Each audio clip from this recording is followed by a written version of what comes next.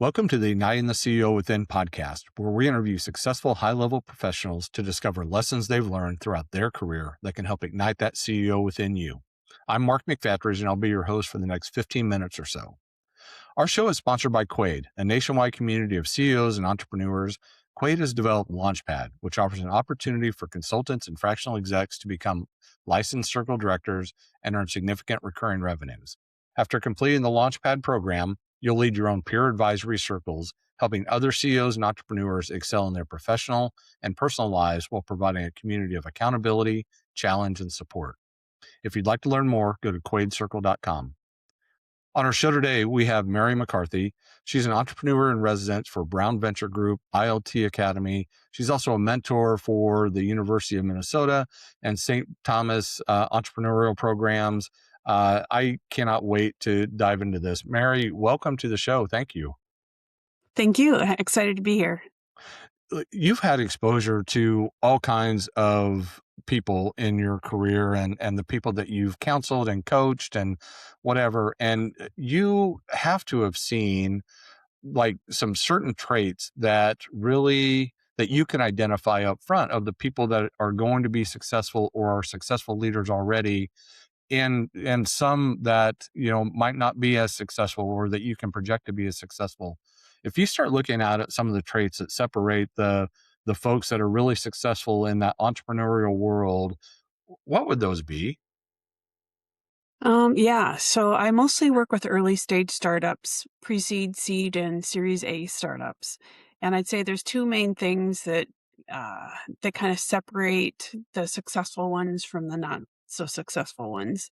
One is coachability, and it's a well-known term within the startup world. And what that refers to is CEOs who uh, um, like feedback and appreciate it and actually put feedback into their business and into their decision-making process. And I'd say the second one is really just grit. Um, uh, Launching a startup is really tough. It tests you in ways that you'd never expect. And knowing when to reach out to somebody to get help, and actually knowing too when to ignore people that give you bad advice is really important. But you investors are looking for CEOs who are easily coachable, who really want to form a relationship and listen to the investors. So given that the role of a CEO is mostly to raise money and keep their investors happy, being coachable is really important. Yeah, it's really interesting. Both of those things I want to dive into a little bit more. So the coachability piece is it is coachable in and of itself, right? That's a learnable trait at some level. At the same time, entrepreneurs, at least that I've come across, have to have some sort of a us against the world or me against the world type mentality, right? And some sort of ego to even go out on its own, because whatever the stats are of like, it's almost impossible to start up a company, right? That makes it forever and all that kind of stuff. So the odds are against you, and so you have to have this gravitas, this ego component of it. How do you help to balance that for the folks that have a great idea, but maybe right up front they're not as coachable as you need them to be? Well, those that are not coachable quickly find out that they have a problem because they can't find investors that will invest in their company. Hmm. So it's common for CEOs to come out of the chute and be like, "I have the greatest idea, and everyone's going to love me, and if I just build it, they will come." Which for a few that works, and they raise the money that they need. But for most, it's really about um, they will eventually get a little knocked down or get told no too many times, and then we'll be like, all right, what am I missing here? I'm not getting something. And then they will take a step back, maybe reflect on their successes or lack thereof, and inject a little bit of humility into how they develop relationships and manage relationships with others. What does a conversation like that look like from your standpoint? Because you're doing certainly you have some angel investing in you, but you're also doing some of that coaching of, hey, look, I get it. You've got a great idea. However, you need to tone it down just a little bit because there are some folks that have some even well, first of all, they have the pockets that you need, and B, they've got some pretty good insights as well. What do some of those conversations look like with folks that maybe not are coachable, are not coachable when you first come up across them? Well, when I worked on the Discovery Capital Fund at the University of Minnesota, I would work with researchers who have great ideas based on their super valuable, wonderful innovations that they developed in labs or just other places throughout the university. Um, and researchers tend to have big egos because maybe they've been published a lot and have given great keynote speeches at various conferences, etc. And just telling them that being coachable and developing relationships with investors is super important. That usually gets their ears perked up, like, huh, I'm going to have to develop a little bit of a new skill set and really uh, understand who I'm talking to and what motivates them and how I can influence them. So it tends to be a little bit of a tough conversation. Um, but if they don't get it immediately, eventually they will get it and Yeah. they'll think back to the conversation later and then adjust their behaviors from then on. So then walk me through the stages. So you've got somebody who's got a great idea, and you start to help them fundraise, and they land that first funding, whatever that looks like, and now it's ready to go. What do the next steps look like? How do I'll get more specific. What are those first level of funds typically used for in a startup organization or early stage company? Yep. If it's based on intellectual property, it's protecting that IP. So we coach them at the university. We would have contracts with law firms that would help protect that IP. uh, Um, and then coach the researchers on how to talk about that IP with the right people and the importance of an NDA. After that, it's usually finding an attorney that will help represent their business in negotiations with the university. If it's your own idea and your own IP and you're not affiliated with a university, then it might be finding an advisor or going through an accelerator or an Mhm, incubator if it's more early stage. mhm, There are tons of incubators out there, and there are certain things I would suggest that you really look out for, and that is the quality of the mentors that they have. mhm, What topics are they covering? Who can they introduce you to that could potentially be an investor in your business? Um, what sort of templates can they give you, such as a cap table template or a pitch deck template, or help you with setting a valuation for your business? Those are the things I'd look for in an incubator or an accelerator. But also, you need to know how much will it cost you in equity and in time, mhm, because sometimes going through an incubator accelerator just doesn't make sense for you. If you're already off to the races and you're generating sales and you've got numbers to hit, keep working on those numbers because that's going to increase your valuation more than just saying that you went through an accelerator or an incubator. Too often, I see companies go through multiple accelerators or incubators, and that can be helpful if you need a lot of press. You need to get in front of investors, mhm. but you also have to watch out for what you're sacrificing because the CEO's time is just so valuable, and you've got so many things to worry about. Yeah. No, that's great insight. What so then what? Okay, no, no, let me back up. So the people that have their own IP and they're off to the races and they're working on building that valuation, where should they focus their time? What's more important? Is it the top line? Is it the bottom line? Are those equal? Is it recurring revenue? Is it company culture? Like what? How do you start to stack rank the importance of where to invest both time and capital?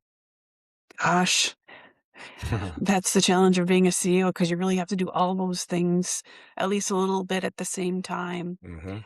But I would say you need a good business plan. You need a great financial model that you can tweak as you get feedback from the market and from investors, and customers, obviously. For me, with the startups that I'm working on, we focus on culture, and that really starts with who I'm working with. So the main company I'm working with right now, my two partners in that, we all are very aligned on values Hmm. and a vision of the company. So if you don't have the right people, in startup world, you talk about marriages a lot because you tend to be married. If it feels like a marriage with your partners, so you need to make sure you're picking the right people because there will Hmm. be tough times that will come. And if you're with somebody that you don't share good values with, it probably won't go well and you'll have more issues in the long run. So from the partners, then you identify what are your values and you really let those values set a tone for the brand that you're building and the people that you hire and the people that you contract with, such as your CPA or different vendors that you need to build your company. Hmm. Yeah. Um, but yeah, you also have to watch your how much money you're spending and making good decisions. These days with AI, a lot of branding work and a lot of writing, you can get a lot of help from Chat GPT or um, one of the other platforms. So Hmm. you don't need to spend as much of that super valuable upfront cash on too many vendors. You can really focus on talking to customers and hopefully even getting some pre interest in whatever your solution is that you're selling so that when you do launch, you can have some sales really quickly right away.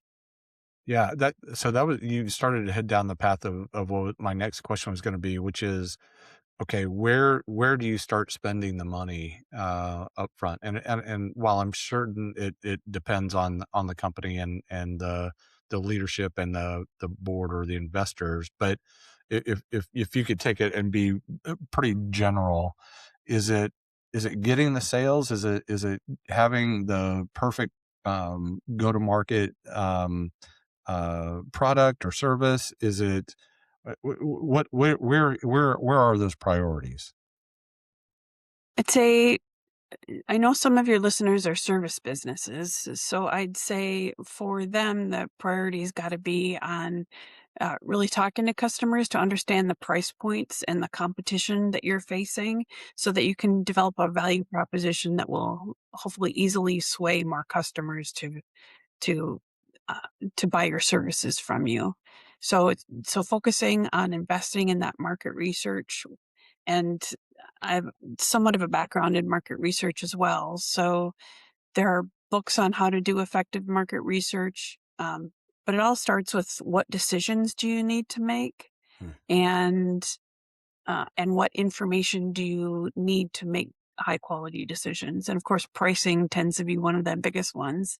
And what types of customers uh, will be most interested in the value proposition that you're planning on providing to the market. So Mhm. building that brand, building those relationships, understanding the customers, those are all number one. Yeah.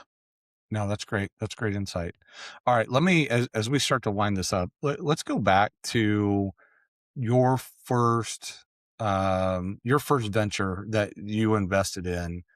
What do you wish you knew before you made that investment that you know now that you wish you would have known then? I'd say when I worked at the University of Minnesota, we made a lot of investments. When I was there, we invested some $8 million in about 30 different startups. So it's hard to remember which was the first one. Yeah. Um, but for me personally, the first investment that I made was in a sports tech startup. And I had been working with them for a good year before I made an investment. I told them a little bit before I was going to, and then I just waited to make sure that they were actually executing, and they are. And now they're ramping up. thankfully, they're getting a lot of capital in the door for not too much equity in the company and Mhm. really meeting the milestones that they need to hit to increase the valuation very methodically over time. S- So I'd say because I had so much investment experience from working at the university and investing personally, I can't say there's anything specifically that I would say I wish I had known. However, I'd say if you wanna invest in startups, get to know the people because Mm. it should be that over half the decision that you're making on who you're investing is, do you back this person? Do you want this person to be successful?